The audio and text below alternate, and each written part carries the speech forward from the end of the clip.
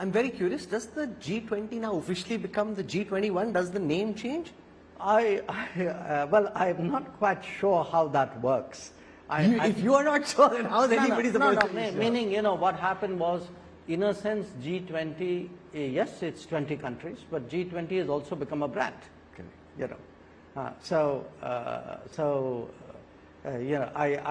I would say we will discover whether now that the African Union has joined as a permanent member, exactly what people call it. This G20 did not address that question. Why was the inclusion of the African Union into the G20 such a key priority for the Modi government? How is India's approach to countries in Africa likely to be different from what China has been doing? Because over the last 2 decades, they've been building deep linkages, which has left a lot of African countries in deep debt. So how is our approach likely to be different, Minister?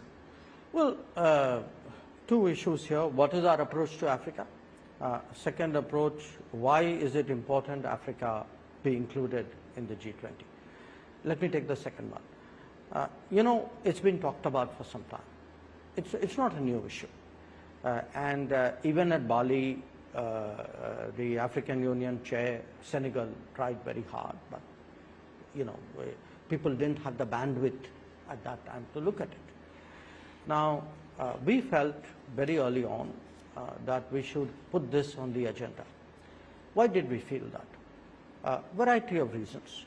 One, part of it is, you can say, the solidarity of the developing world, of the decolonized world, that our feeling for each other is very much stronger.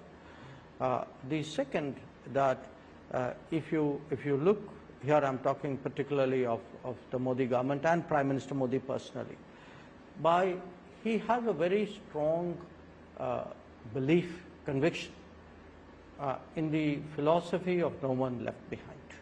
Okay, no one left behind, even in terms of our own country, our own society. So if you look at everything that we've done over the last 10 years, a large part of it is make sure in food, in financial inclusion, in housing, in health, in Kisan, in Saman Nidhi. So the whole idea of an inclusive India where people get their fair share of support. Now, if that's your fundamental conviction cannot stop at your borders. It's then a worldview. So if you feel that, let us say, an aspirational district has been left behind in India, or a community has been left behind, or a demography has been left behind, it applies equally in international affairs. And from the very beginning, he's always had that view that, look, we need to go the extra mile where Africa is concerned. And there seems to be good feedback in African countries. Yes, absolutely.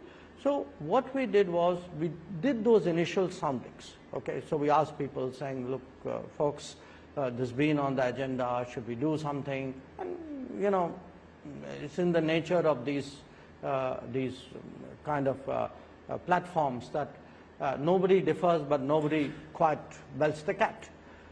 So I think Prime Minister decided he would do it. So he then, some months ago, wrote to the other 19 leaders saying, in my view, this should be done. And please let me know if you agree with me.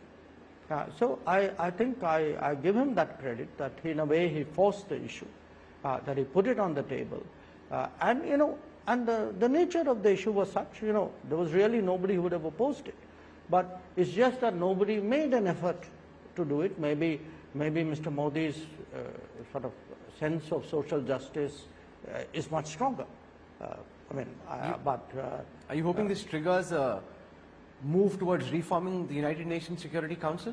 Because we've got it done for somebody else, and now others should also get the message. I don't think, no. That's a kind of a, I know you don't mean it that way, but it should not look, this wasn't done as a transaction. Okay, this was done because it was the right thing to do. Now, if by doing the right thing, you also encourage others to do a right thing, there's no harm in that. I mean, after all, in a slightly different context, we also took the lead in the expansion of the BRICS. That when it came to the BRICS expansion, it was India which actually had the largest list of potential nominees which we backed, and we succeeded in sort of pretty much getting every one of them in.